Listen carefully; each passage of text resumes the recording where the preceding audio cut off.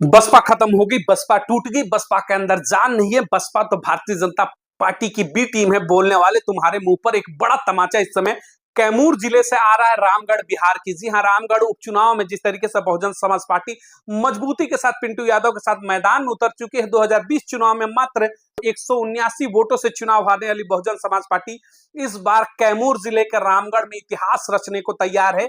बिहार तैयार है, बिहार के लोग तैयार है। बहुजन समाज पार्टी सत्ता की भागीदारी पर बिहार की राजनीति को तबाह और बर्बाद करने वाले आरजेडी हो, जेडीयू हो, भारतीय जनता पार्टी और कांग्रेस, खबरदार। बिहार के अंदर अब एंट्री होने वाली है बहुजन समाज पार्टी की 20वीं सुप्रीमो बहन माओती की। तो बिहार स्वागत करो, बहन जी आने वाली है। बिहार के अंदर इस समय हाथी की दहाड़ चल रही है, बसपा की लहर चल रही है। रामगढ़ की जो सीट है, जिला कैमूर के अंदर पड़ने वाला जो बिहार के उपचुनाव की सीट है रामगढ़ की, वहां पर बीएसपी सुप्रीमो बहन माओती ने जो प्रत्याशी उतारा, उसके बाद से बिहार की राजनीति के अंदर लालू यादव की आरजेडी हो या फिर भारतीय जनता पार्टी या नीतीश कुमार, सबके तोते लाल होते हुए नजर आ रहे हैं। तो किस तरीके से रामगढ़ की जो सीट है वहां पर बसपा का झंडा बुलंद होने वाला है। जो रामगढ़ की सीट है वो बसपा के खाते में आने वाली है, बसपा जीतने वाली है डंके की चोट पर। चलिए खबरों में विस्तार से आपको बताते हैं। जी हां, कैमूर जिले के रामगढ़ की जो सीट है, पिछली बार जब 2020 में विधानसभा का चुनाव होता है बिहार के अंदर विधानसभा का, उस समय बहुजन समाज पार्टी के सिंबल पर यानी हाथी चुनाव निशान पर चुनाव लड़ने वाले अंबिका यादव रामगढ़ की सीट पर मात्र 189 वोटों से चुनाव हारते हैं।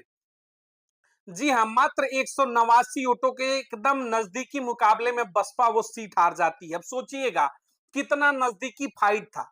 और ये वो सीट है जहां पर दलित आबादी बहुत संख्या में नहीं है, जहां पर ठाकुरों का वर्चस्व बताया जाता है, उसके बाद मुस्लिम यादव की बहुसंख्य आबादी बताई जाती है, उसके बाद ब्राह्मण भूमिहारों की आबादी है। उसके बावजूद भी बहुजन समाज पार्टी पर विश्वास रखते हुए वहां पर लोगों ने वोटिंग किया अंबिका यादव को, और वहां पर मात्र 179 वोटों से चुनाव हारती है बसपा, और वो सीट जो है आरजेडी के खाते में चली जाती है। जहां पर आरजेडी के प्रदेश अध्यक्ष की अगर हम बात करते हैं, जगदानंद सिंह, उनके बेटे अजीत सिंह को इस बार प्रत्याशी बनाया गया है। अजीत सिंह इस बार आरजेडी के सिंबल पर प्रत्याशी हैं उपचुनाव के अंदर रामगढ़ में। वहीं भारतीय जनता पार्टी ने 2015 की विधानसभा चुनाव में वहां पर भारतीय जनता पार्टी के सिंबल पर जीते हुए अशोक सिंह को प्रत्याशी फिर से भारतीय जनता पार्टी बनाया। वहीं अगर हम बात करते हैं बहुजन समाज पार्टी की, तो अंबिका यादव के भतीजे पिंटू यादव को इस बार प्रत्याशी बनाया गया। अंबिका यादव जो मात्र 179 वोटों से चुनाव हारते, उनके भतीजे यानी पिंटू यादव को प्रत्याशी बना दिया गया रामगढ़ के अंदर। ये रामगढ़ की कुछ तस्वीरें हैं, देखिए स्क्रीन पर चल रहा होगा। लाखों के समर्थक जिस तरीके से पिंटू यादव बसपा प्रत्याशी रामगढ़ में उनके समर्थन में सड़कों पर आ रहे हैं। और पिछली बार जिस तरीके से उनके चाचा प्रत्याशी थे, तो मात्र 189 वोटों से चुनाव हारे थे, जो नजदीकी मुकाबला था। तो लोग कहते हैं कि बसपा के लिए जो तमाम देश भर में खबरें चलती थी निगेटिव, ये खबरें आपको मीडिया के ऊपर कभी दिखाई नहीं दे जाएंगी कि बसपा बिहार के अंदर कितनी मजबूत है कि वहां पर इतना नजदीकी मुकाबला हारती है। और इस बार भी देखिए, तमाम तस्वीरों में देखेंगे जब भी जनसमूह चलता है तो लाखों युवा और माता बुजुर्गों का आशीर्वाद वहां पर बहुजन समाज पार्टी को मिलता है। आपको बता दूं कि रामगढ़ क्यों कुछ खास हो जाता है, ये हॉट सीट मानी जाती है। आरजेडी के प्रदेश अध्यक्ष के बेटे चुनाव लड़ते हैं, वहीं भारतीय जनता पार्टी ने भी इसको नाक का सवाल बना रखा है।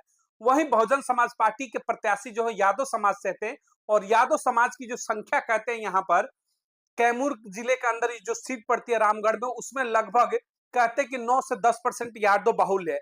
25% ठाकुर समाज से कहते हैं कि यहाँ पर वोटरों की संख्या है। उसके बाद ब्राह्मण और अन्य बिरादरी के वोट बैंक बताए जाते हैं। लगभग 22 से 20% के वहां पर मुस्लिम आबादी भी बताई जाती है कि मुख्य भूमिका में है। अब सबसे बड़ा देखिएगा सवाल ये बनता है कि आरजेडी के प्रत्याशी भी ठाकुर समाज से आते हैं और भारतीय जनता पार्टी के प्रत्याशी भी ठाकुर समाज से आते हैं। दोनों का जो कोर वोट बैंक है, ठाकुर वोट बैंक के ऊपर नजरे है। वहीं बसपा ने यादव समाज के प्रत्याशी को टिकट देकर के कहीं ना कहीं यादव, मुस्लिम और दलित का जो कॉम्बिनेशन है, यानी बसपा का जो समीकरण है, उसके सामने आरजेडी और भाजपा कहीं ना कहीं फेल होते हुए नजर आ रही है। इसीलिए कह रहे हैं कि रामगढ़ की जो सीट है इस बार बसपा के पाले में जाती हुई नजर आ रही है। यानी कि जो 179 वोटों का खेल हुआ 2020 में, वो गलती इस बार दलित समाज वहां पर करने वाला नहीं है। वो इस बार नीतीश कुमार में, भारतीय जनता पार्टी में या फिर आरजेडी में बिखराव नहीं होगा, और एकमुश्त बसपा को वोट करके वो 189 वोटों का जो समीकरण था, जिससे सीट आते आते रह गई थी, इस बार मुहर लगेगी हाथी पर और वहां पर विजय पताका फहराएगी बहुजन समाज पार्टी बिहार के अंदर। तो बसपा के ऊपर आरोप लगाने वाले कहते थे कि बसपा खत्म हो चुकी है, बसपा के राजनीति नहीं है।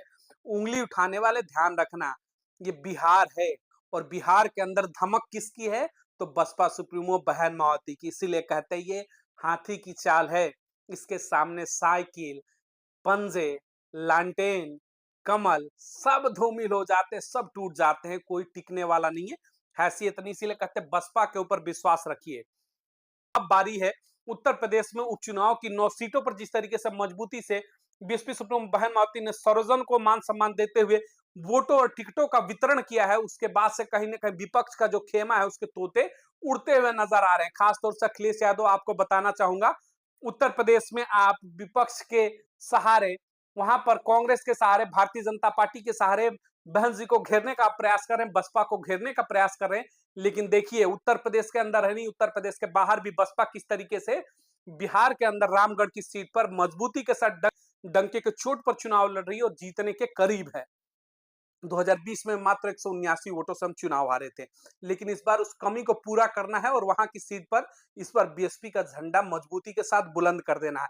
तस्वीरें गवाही दे रही हैं कि किस तरीके से बिहार के अंदर बसपा की जो मजबूत स्थिति है, आने वाले 6 महीने के बाद जिस तरीके से वहां पर विधानसभा चुनाव की फिर से कहने की अनाउंसमेंट होने वाला, विधानसभा के जो चुनाव होने वाले हैं पूरे प्रदेश के अंदर, उसमें बसपा जो है इस बार कहीं ना कहीं बेहतर परिस्थिति में नजर आएगी। अगर ये उपचुनाव का रिजल्ट जो है बसपा के पाले में जाता है तो उसके बाद कहीं ना कहीं बिहार में है जो बसपा की धमक जो है देखने को मिलेगी। और यही रीजन है कि बसपा का विरोध पूरे देश भर के अंदर तमाम जो राजनीतिक दल है वो करते हुए नजर आते हैं, क्योंकि उनको पता है कि बसपा केवल उत्तर प्रदेश के अंदर सीमित रहने वाली पार्टी नहीं है, वो नेशनल पार्टी है जो उत्तर प्रदेश का चुनाव हो तो डंके के चोट पर लड़ती है, सत्ता शासन में आती है, बिहार में भी अपनी धमक डंके के चोट पर दिखाती है, हरियाणा हो, दिल्ली हो, या फिर साउथ में चले जाइए, वहां पर केरल कर्नाटक के भी चुनाव होते तो बसपा के समर्थक करोड़ों के आपको सड़कों पर मिलेंगे चलते हुए चुनाव के दौरान।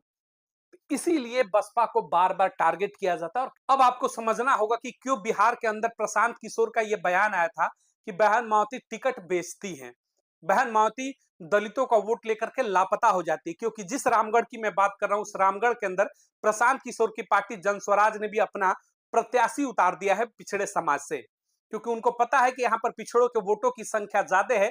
तो उसमें सेंध लगाने के लिए प्रशांत किशोर ने भी प्रत्याशी उतार दिया ताकि बसपा को डैमेज करके इस रामगढ़ की जीती हुई सीट को और जीतने वाली सीट को बहुजन समाज पार्टी को रोका जाए।